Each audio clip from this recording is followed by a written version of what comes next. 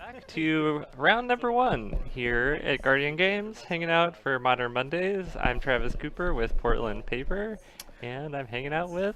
It's Steve's son again. Yeah, and we get two matches here in round number one. We got a pretty sweet last one, Red Eldrazi versus Merfolk, and for this match, it looks like we're going to have White-Black Planeswalkers versus JUND. Do you have a particular deck that you think is favored in this matchup, Steve? I'm not sure. I'm gonna be rooting for White Black since it's a little bit of an underdog right now. You But like the spice? yeah, but I like me a good mid-range mirror. So there's a little bit of speculation that White Black might be really good with the new Modern Horizons set coming out.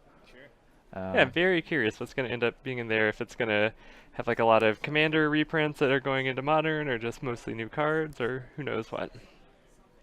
Going through a little bit of existential crisis of, do I purchase two more German 4 and black bordered counter spells to have a set? I'd say buy them now if you. All right, we got an Inquisition, classic. Oh, now we get to see what's in the hand. Got a Shambling Vent. Have a mutable. Is that a mutable up there? What? I can't quite tell it. That is some sort of black-white land, Ah.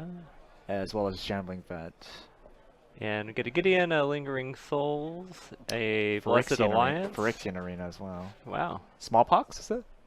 That is a Smallpox. Okay, so we're going to make some tokens. We're going to probably have Flagstones of Trakir's in the deck somewhere. Yeah, seems like Smallpox style deck with a Planeswalker theme to it. There's many cards that I enjoy playing, and there's one card that I absolutely hate playing against, and it's Smallpox.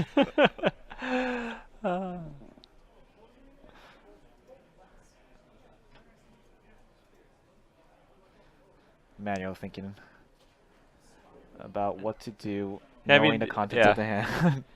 Sometimes you play land because you know you're gonna. It's the one that's least desirable if you're gonna lose it to Smallpox. Yeah. But we get a fetch for just a basic swamp. Because normally Jund wants to Thoughtseize you, play a Tarmogoyf onto, but with that Smallpox in hand. Maybe get a Dark Confidant. Alright, nope, you get a Tarmogoyf. Okay, there we go. Manuel does know that Elliot only has one land, so. Alright, we had chat mentioning that someone has a Hakan deck hanging out, and yeah, we actually had that on camera here a few weeks, a Hakan deck on camera a few weeks ago that was playing Life from the Loam that was pretty sweet. I think I remember watching that, actually. And I had no idea what was happening. Like Nameless Inversion, Life from the Loam. Alright. Sacrifice on land as well? Yes. Okay. So we lose a life. Oh, we're getting the correct sequencing of the Smallpox here. You lose a life, I lose a life. You discard, I discard. And Elliot being the person with priority decides first. The opponent is going to do the things first. Oh, the opponent's going to do things first.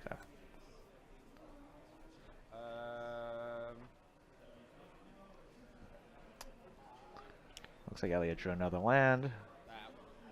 There goes Gideon.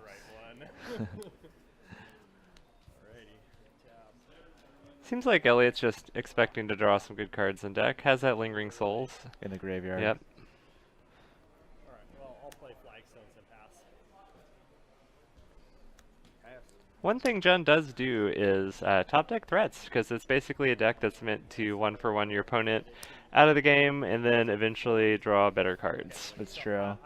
But there are cards like Thoughtseize and Inquisitions out of the deck. Yeah, there's definitely some dead cards. I imagine some of those probably got sideboarded out, but maybe some were left in just because there weren't enough relevant other cards to board in. Come in for 4, right? Enchantment, sorcery, land, planeswalker, creature, 5. Got a 5/6er over here. Emmanuel knew exactly how big it was too, like right off the bat without counting. He's like, there's an enchantment. I always get excited when there's an enchantment.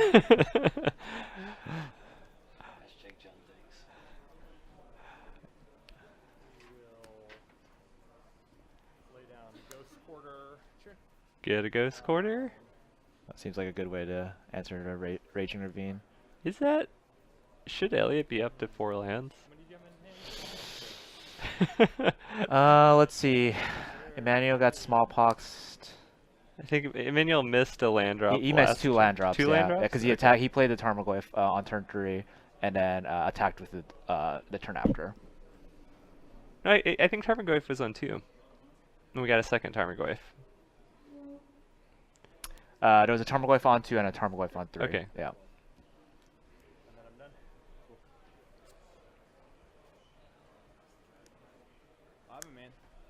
I was just curious how Elliot had 4 if he was also down on a curve.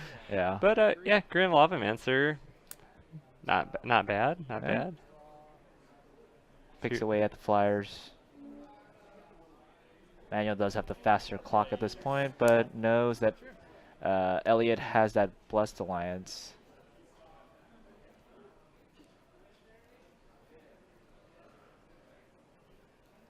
Got a push and a bolt and a Liliana as holdovers in Emmanuel's hand. Mm-hmm. And then cast a Liliana and have you sack a creature. All right, got Liliana's cast to have Emmanuel sacrifice a creature. Ooh, what do you do at this point? I probably get rid of. Probably get rid of the Goyf. Yeah, I'm thinking the same thing. Lavamancer's gonna be able to finish off Liliana Without having to attack into the Blessed Alliance. Emmanuel really needs to get that 3rd land. Has some good cards at 3, especially Kolaghan's Command is nice against this deck.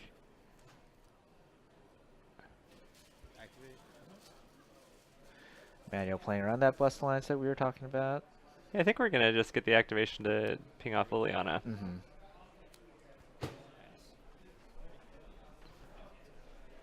And Emmanuel is at 11, so we got 6-ish turn clock. You can ping off some of those tokens with Lavamancer if it sticks around. Do have the Shambling Vent as well on board. We'll see if Elliot fires it up.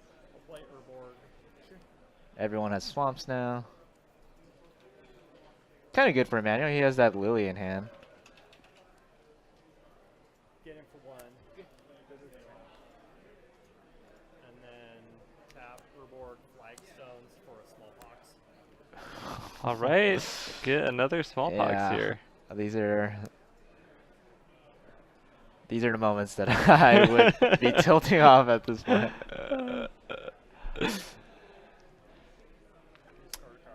Get rid of the Overgrown Tomb. Taps for the Raging Ravine. Taps for black at this point. Yeah, that's very good observation there, Steve. But Emmanuel does not see that line. Oh. But actually, it had a sequence that Emmanuel would have sacked their land first, so then Elliot could next level him and be just like, Take the. I'm gonna sack your board. That's true. But instead, Elliot goes with the value play of sacrificing Flagstones of Drakir. And Got the vent coming in. We have a fatal push. Can alright. imagine Elliot probably thought there was some removal in hand. Wait, we can draw out of this, you know. Yeah. It's a little bit. That's bit a little harder. harder, yeah. Oh, kind of one more I think land. that's a yeah. Oh. And we get a Liliana minus. Didn't even really need to crack it. The Urborg Yeah, I mean that is very true. It's something worth thinking about. But Yeah. maybe Elliot wants to have access to red down the line. That's true. But that, yeah, I think that could be a relevant life point here. Got the Lily coming down tick in. No, that's my dude. Alright. It's kind of where Jen wants to be anyway, at the top deck war. With 3 lands. Not with 2 lands. Yeah. Right now, Emmanuel can cast everything in his hand. Yeah, I'd almost be tempted not even to, depending on what the draw is, you might Yeah. not even want to plus Liliana. Go for it. And Emmanuel gets a cliff, so yeah, might be worth plussing Liliana at this point. Yeah. Oh I'm so bad at this game. It's like, oh, I'll just play this later. He doesn't do anything right now. Elliot's down thinking that he was going to cast Collective Brutality later. There's Forgetting no, that there's no later when you have one card in hand and are passing the turn Yeah, against Liliana. I've done that a bunch of times though, so I mean, I feel for Elliot. It is interesting when your opponent has been holding on to cards that you think are good Yeah. to maybe hold on to something that's not going to give you a lot of value. Mhm. Cast an old Smallpox. Oof. Sure. Get another small box. I'll float. Well, let's go in order. What is it? So first we take a damage. Okay.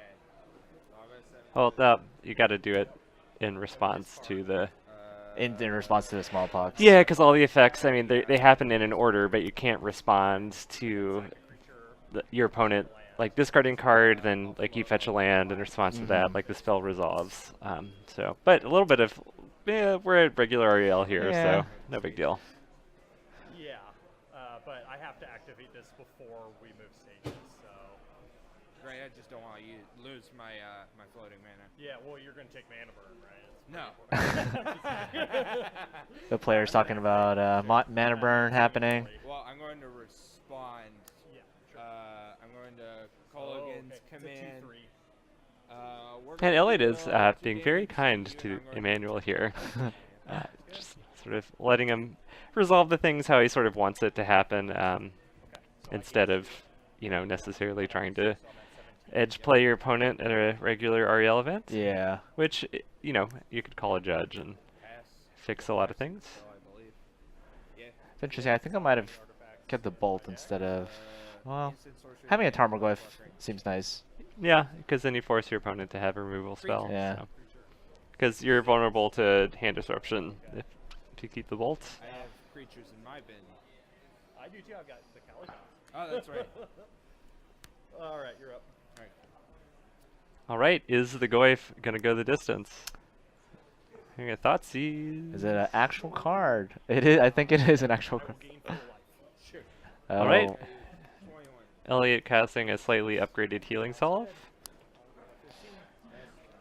I mean, if you're Emmanuel, do you attack here? You're at a 6. You gotta win. You're not wrong. That is it's an interesting call, and I don't think there is a necessarily right answer for that. Yeah, Emmanuel has a 3-turn clock, so Activate. Elliot gaining 2 life after every attack. Got a 6 power Goyf though. The Goyf is a big boy for sure. Thoughtseize. Only thing missing is tribal, right? So Yep. I had you at 7 though, so Thoughtseize would put you to 5. I went from 9 to 8. A little bit of life That's discrepancy the here. Basic. And then there was the Smallpox that put me to 17 and you to 7. That's what. And then The 2. the Thoughtseize, so you're at 5, and then this, so you're at 3, and I'm at 17. Yes. Alright, so these are correct life totals at this point.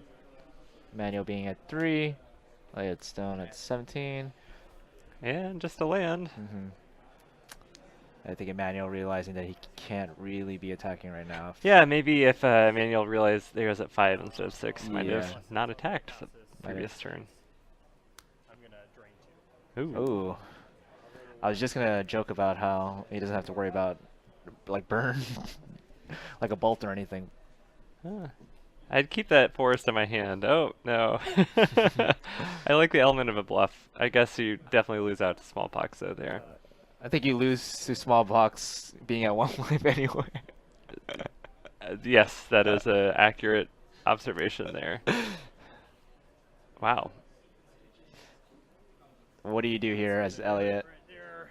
Do you just pass turn? Lily, I'll have you sack a creature. Oh, okay. Well, that's a good option, winning the game. Yeah.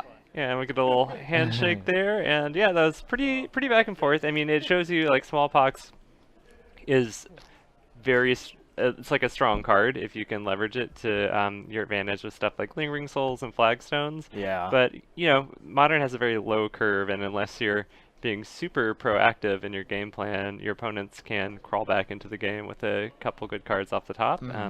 Elliot almost got there, but Emmanuel almost got there, but Elliot was able to just play more threats than Emmanuel could deal with.